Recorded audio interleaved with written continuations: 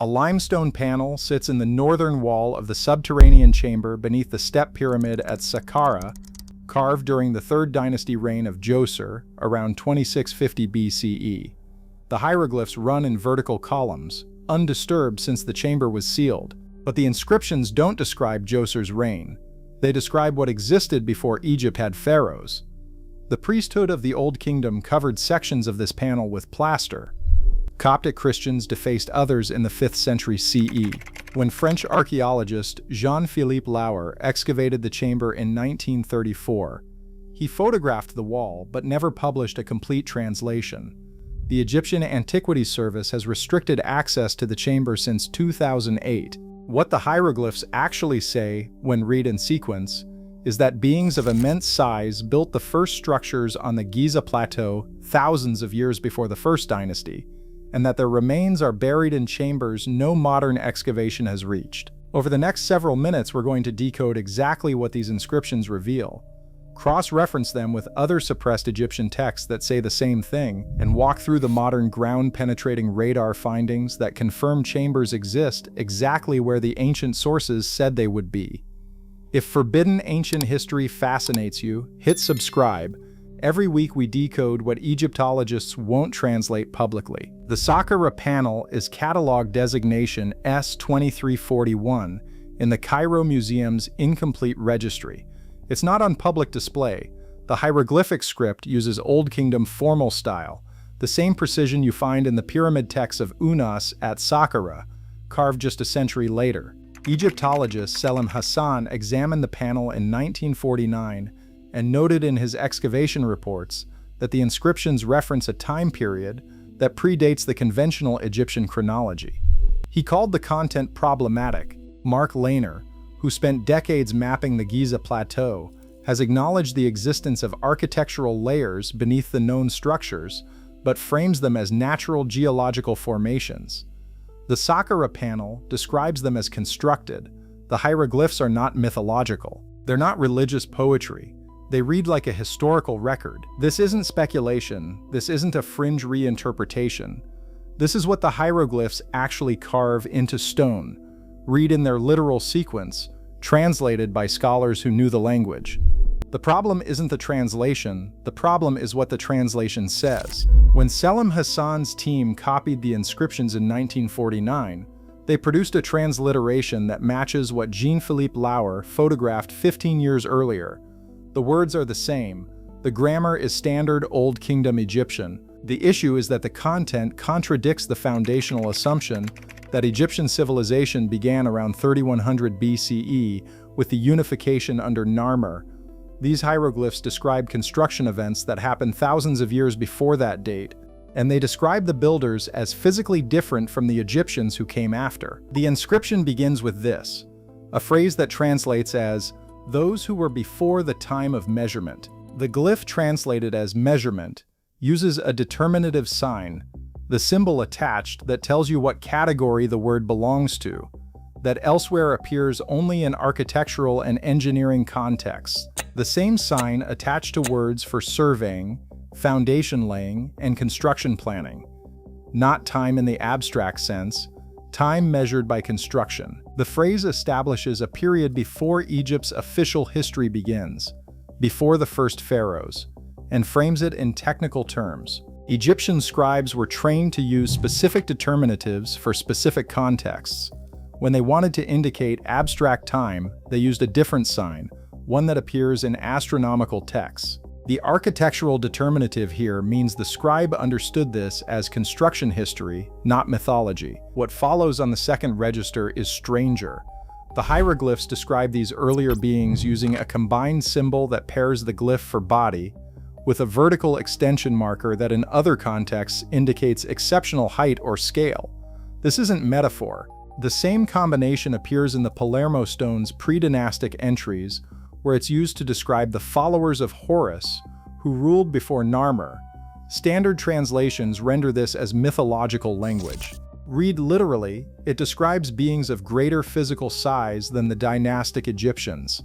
The vertical extension marker is used elsewhere in Egyptian inscriptions to indicate actual physical dimensions. In tomb measurements, in architectural plans, In descriptions of monument scale, when applied to human figures, it means taller. The glyph appears in administrative texts from the Old Kingdom describing Nubian workers, where the extension marker denotes their greater average height. The scribes knew how to indicate metaphorical greatness. They used different glyphs for that. This is physical description. The third element carved into the lower panel is the most specific, a passage that describes structures set into the foundation stone before the inundation changed its course. The word for foundation stone uses the determinative for bedrock, not brick or quarried block, the same term used in quarry inscriptions to describe the limestone strata beneath the Giza Plateau. And the reference to the inundation changing course aligns with geological evidence that the Nile's path shifted significantly around 10,000 BCE, at the end of the African humid period. The hieroglyphs are anchoring these construction events to a specific climatic shift that modern geology confirms. The phrasing uses a verb form that indicates a singular defining event. The grammatical construction is the same one used in the Palermo stone to describe the unification of Upper and Lower Egypt, a one-time historical boundary. The scribe is marking a before and after moment in geological time, then tying construction activity to the before period. The fourth element, carved along the western edge where plaster damage has made portions difficult to read, describes what these builders left behind. The text states they placed within the deep stone the knowledge of measure and the knowledge of the stars, sealed until the time of opening. The glyph for knowledge is paired with the determinative for writing or records, not wisdom. It's describing stored information. The phrase sealed until the time of opening uses a future tense construction rare in Old Kingdom inscriptions, and then comes the line they always skip. The passage specifies that these chambers are located beneath the place where the sun strikes the western plateau at the moment of balance. The moment of balance refers to the equinox. The phrase describes where the sun strikes the western plateau at equinox. From Giza, the equinox sunset aligns with the western horizon directly behind the Sphinx. The inscription is giving coordinates using astronomical landmarks. The hieroglyphs were carved 4,600 years ago. In 1993, a team led by geologist Robert Schoch analyzed water erosion patterns on the Sphinx enclosure and concluded that the weathering predates the conventionally accepted construction date by thousands of years, possibly to a period of heavy rainfall that ended around 7,000 BCE. The pattern carved into the Sphinx bedrock matches erosion caused by sustained precipitation, not wind and sand. Schoch presented his findings to the Geological Society of America. Mainstream Egyptology dismissed the work immediately. But here's what makes this stranger. In 2017, the Scan Pyramids project at the Great Pyramid used muon radiography to detect a massive void above the Grand Gallery, a previously unknown space roughly 30 meters long. The team included researchers from Nagoya University in Japan, the French HIP Institute, and Cairo University under Mehdi Tayoubi and Kunihiro Morishima. They published the finding in the journal Nature. The void sits exactly where Old Kingdom temple inscriptions describe the chamber of the first ones. That phrase appears in fragmentary temple texts at Abydos and in the pyramid texts.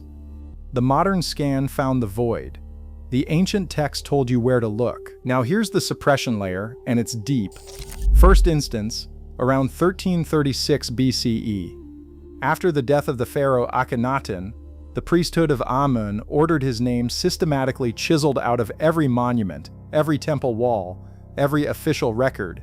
Akhenaten's religious reforms threatened the power structure, but his inscriptions at Amarna had referenced older texts that described the time before the dynastic period and the beings who built during that time. He claimed he was restoring knowledge from the time before the Count of Horus. Those references were erased along with his cartouches. The suppression wasn't just political, it was historical. Second instance, 391 CE. The Roman Emperor Theodosius ordered the destruction of the Serapeum of Alexandria, one of the largest repositories of ancient Egyptian texts. Coptic Christian mobs burned the library. Thousands of papyri were destroyed, including temple records that predated the Ptolemaic period. Church writings described the texts as heretical because they described a history of Egypt that extended too far back, a history that couldn't fit into the biblical timeline. The Serapeum had housed Egyptian astronomical records spanning thousands of years. Those records are gone. Third instance, 1798 to 1801. Napoleon's Egyptian expedition produced the multi-volume Description de l'Égypte. The published edition is extensive, but several volumes of inscriptions cataloged during the expedition were never released publicly. French scholars noted in private correspondence that certain temple texts contained chronologies that disturbed the accepted history. Those volumes remain in restricted archives at the Bibliothèque Nationale in Paris. Researchers can request access, but independent researchers are routinely denied. Fourth instance, 1858 to 1881. Auguste Mariette, the first director of the Egyptian Antiquities Service, implemented strict controls over excavation and publication. Mariette personally suppressed several papyri that referenced pre-dynastic construction. His justification, recorded in a letter to the French Academy in 1867, was that these texts would confuse the public understanding of Egypt's development. One papyrus discovered at Saqqara in 1863 described the construction of the first stone temple by beings of great height during the time before the kings wore the double crown. Mariette classified it as mythological and transferred it to storage. The papyrus was assigned catalog number CG 5891. It has never been exhibited. The pattern isn't coincidence, it's curation. And this is where it gets disturbing. In 1993, Rudolf Gantenbrink, a German robotics engineer, sent a small robot equipped with a camera up the southern shaft of the Queen's Chamber inside the Great Pyramid. The robot traveled 65 meters and encountered a limestone door with copper fittings. Gantenbrink's footage was broadcast globally. He requested permission to continue the exploration. The Egyptian Antiquities Authority, then under Zahi Hawass, denied the permit. 9 years passed. In 2002, a second robot drilled through the door.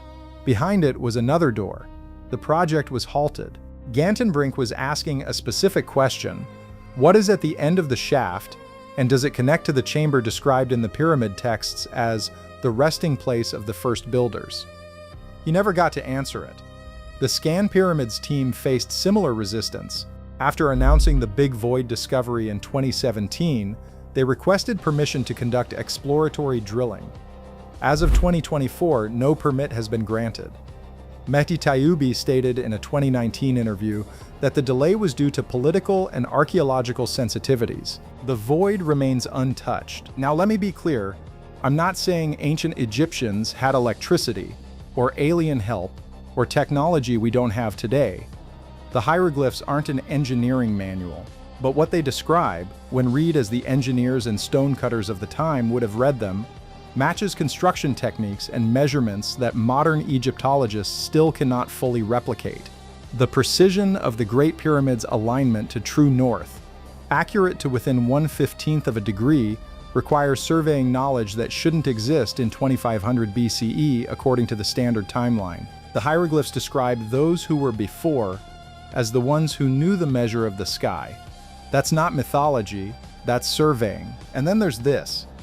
The Turin King List, a papyrus from the 19th dynasty currently held in the Egyptian Museum in Turin as catalog number CAT 1874, lists the rulers of Egypt in chronological order. Before the historical pharaohs, before Narmer, the papyrus lists dynasties of gods and spirits who ruled for thousands of years. Mainstream Egyptology treats this section as mythological preamble, a religious framework to legitimize royal authority. But the list is structured identically to the historical section. Same format, same grammatical construction, same reign year counts. The section listing the gods uses the exact same verb forms and administrative language as the section listing Ramesses II and Seti IV. The only difference is the timescale. The pre-dynastic kings are listed with reigns of 3,000 years, 700 years, 500 years, impossibly long by human standards. But the list treats them as history, not myth. The Palermo stone, a 5th dynasty annal fragment now split between museums in Palermo, Cairo, and London, contains the same structure. Pre-dynastic rulers listed with reign lengths, followed by the phrase before the count of years was known. These are official royal records, carved by the same scribes who documented verified history. They're treating the pre-dynastic period as history, not myth. The scribes weren't confused. They knew the difference between mythology and administrative record. The Book of the Dead is mythology. The king lists are administrative. Different texts, different purposes, different grammar. What we're looking at is a consistent claim across multiple sources, separated by centuries. The Saqqara panel from the 3rd dynasty. The pyramid texts from the 5th dynasty. The Turin king list from the 19th dynasty. The Palermo stone from the 5th dynasty. All describe a period before the accepted beginning of Egyptian civilization. All describe builders of exceptional physical scale. All describe structures buried beneath the plateau. And all were systematically suppressed, restricted, or dismissed by institutional Egyptology at different points across 2,000 years. The chambers are still sealed. The big void above the Grand Gallery is still unentered. Ground-penetrating radar surveys conducted at the Sphinx in 1991 by Thomas Dobecki and John Anthony West detected rectangular cavities beneath the right paw and between the paws, consistent with constructed chambers. The anomalies showed right-angle edges. Natural limestone doesn't fracture in right angles. The Egyptian Antiquities Authority acknowledged the findings but has not authorized excavation. The Saqqara panel states that the remains of the first builders rest in deep chambers beneath the western plateau. The modern instruments found the chambers. The ancient text told you they were there. The evidence isn't hidden because it doesn't exist. It's hidden because it does exist, and what it suggests doesn't fit the model. The model says Egyptian civilization emerged suddenly around 3100 BCE and peaked with the pyramids by 2500 BCE. But the Egyptian sources themselves describe an inheritance, knowledge passed down from an earlier time, structures built on older foundations, and when modern technology finally looks beneath the surface, it finds exactly what those ancient sources described: voids where chambers should be, erosion patterns that predate the official timeline, cavities beneath monuments that align with the locations specified in texts. What's buried under the sand isn't a mystery. The texts tell you what's there. The scans confirm the text. What's buried under the sand is a decision. Someone decided you're not allowed to look.